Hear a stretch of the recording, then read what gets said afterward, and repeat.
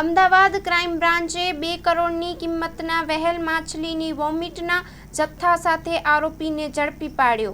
Ahmedabad crime બ્રાન્ચના સૂત્રોની બાતમીના અને હકીકતની આધારે અમદાવાદ શહેર વિસ્તારના મેઘાણીનગર એરકાર્ગો રોડની આજુબાજુમાં આવેલા ખુલ્લા મેદાનમાં એક ઈસમ દ્વારા સ્પર્મ વ્હેલ માછલીની વોમિટના 2 કિલોગ્રામ જથ્થો સંતાડી રાખવામાં આવ્યો છે, જે આધારે ક્રાઇમ બ્રાન્ચની એક ટુકડી દ્વારા ઘટના સ્થળ પર રેડ કરી 2 કરોડની કિંમતનો સ્પર્મ વ્હેલ માછલીની વોમિટનો 2 કિલોગ્રામ જથ્થા સાથે રાજુ ઉર્ફે રાજેશ પૂનમચંદ મારવાડીની ધરપકડ કરી વધુ તપાસ હાથ ધરવામાં આવી છે।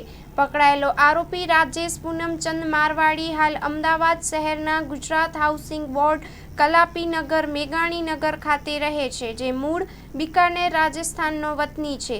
વધુમાં એક ઈસમ આ ગુનામાં સામેલ વ્યક્તિનું નામ ગણેશ બચરાજ મારવાડી છે, જે હાલ મુંબઈના ગ્રાન્ટ રોડ ખાતે રહે છે।